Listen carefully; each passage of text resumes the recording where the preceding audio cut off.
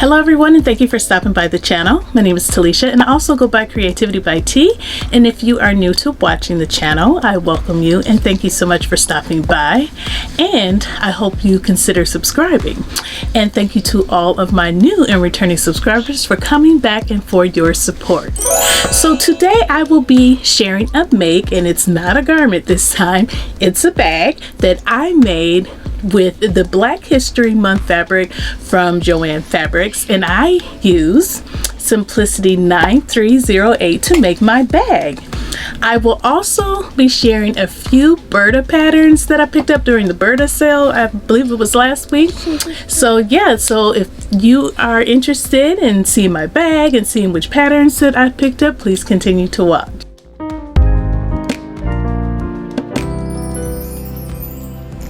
So I don't usually pick up a lot of Burda patterns because they usually don't go on sale that often, and the instructions are kind of vague, but there were a few that I had my eye on and I wanted to pick those up, and they were available.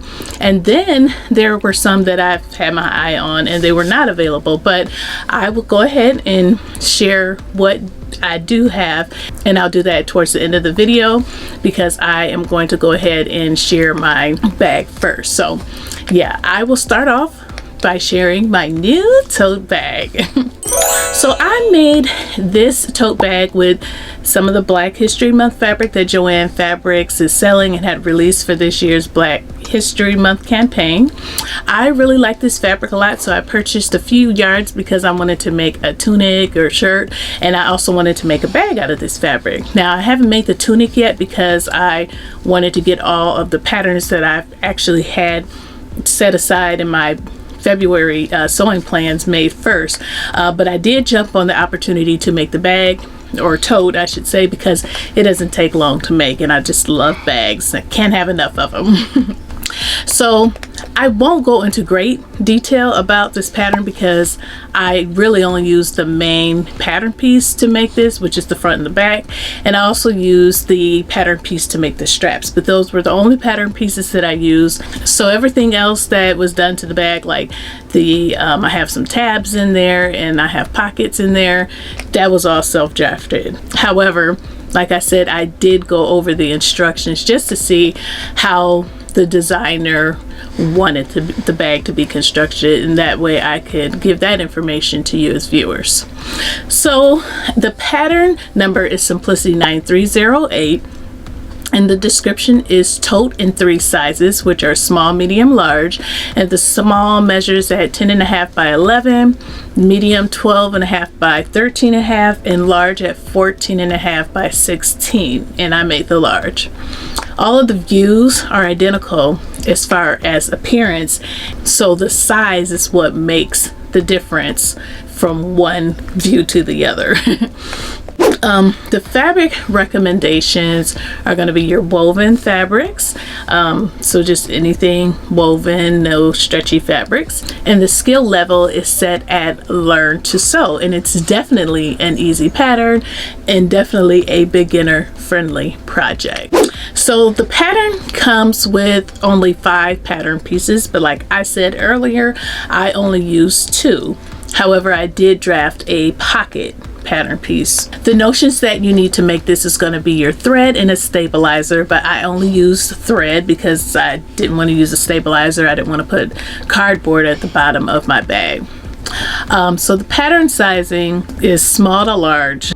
So I do think mine looks like the photo, minus the fact that I contrasted mine. So if you're looking at the shape of my bag, it does look like the photo drawing. And each tote bag, no matter whether it's the small or the medium or the large, it's all going to look the same. Like I said, the only difference is the sizing, and the instructions were easy to follow. I did look at the instructions just to see if they made sense and if they would make sense through the eyes of a beginner, and I do believe that it does.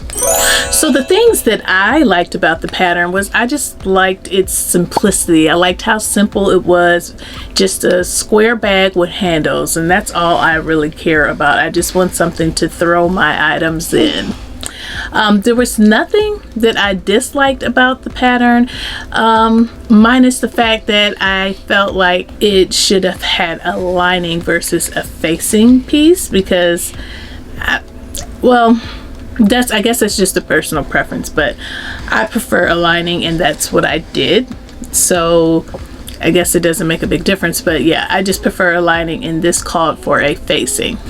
So because this was a learn to sew type of pattern, I did not learn any techniques.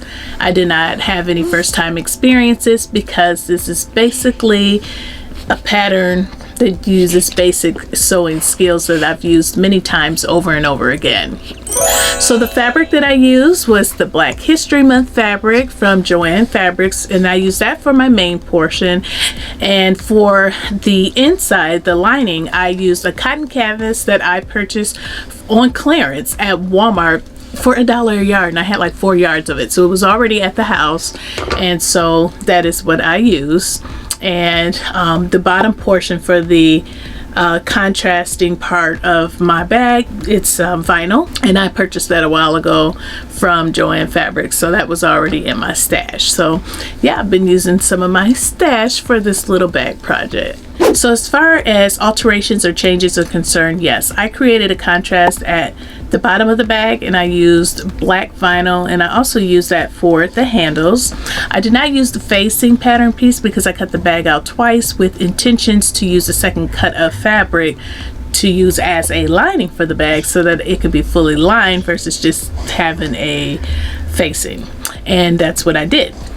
Because the directions have you to draft the pockets and attach them to the lining, I didn't use the pocket pieces, so I just drafted my own, and I stitched them down to the lining, and I added cam snaps to a couple of those pockets, and the other one is just open so that I could slip my cell phone in there. And then I also added tabs into the side seams of the lining so that I can attach a lobster claw key fob, so that I can clip my keys to them and they won't get lost at the bottom of the bag. So, but as far as recommendations go, I would definitely recommend to fully line the bag so that it has more structure, instead of just it being just one layer of cotton fabric. And when I line my bag, like I said, I used a cotton canvas, and that gives it a really nice stiff structure as well. And I did interface my main fabric piece. But I would definitely recommend the pattern to others because it's very simple. However, this pattern came out in 2021, so I thought it would still be available for purchase, but when I looked on the website prior to making this video, it's no longer being sold. So whatever is left inside the drawers at JoAnn's is what's available, but I guess they're not selling it anymore, which is surprising to me because, like I said, it just came out in 2021. However, this is the type of tote pattern that can be found anywhere within the sewing community. This is not like rocket science sewing. This is the basic learn to sew type of pattern. So if you see a pattern like this and you wonder if it's an easy to sew pattern, yes it is. Go ahead and give it a try, and it's good practice. So yeah, that's my bag. I really like it, and I hope you like it too. And I will share with you a few more photos of the bag, and then I will share with you the patterns that I purchased from the Burda sale. So give me a thumbs up if you like the bag.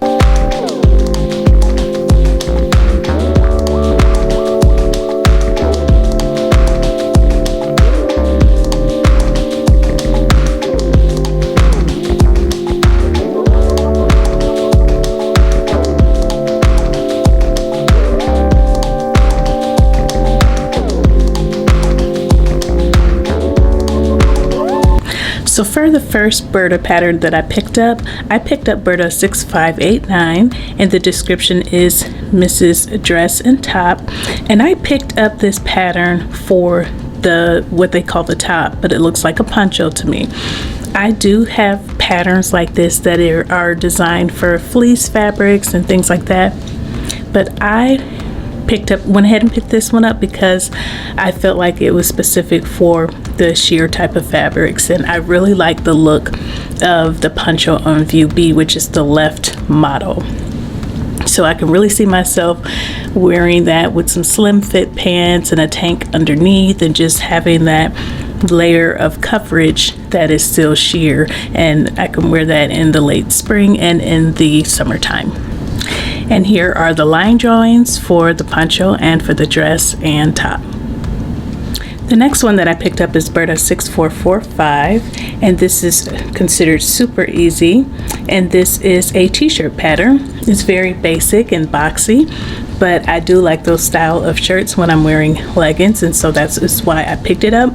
But I specifically like the contrast on view B, which is what the left model is wearing, and so that was my reason for picking it up. Very basic pattern, but I thought it was worth picking it up. And here are the line drawings in the back.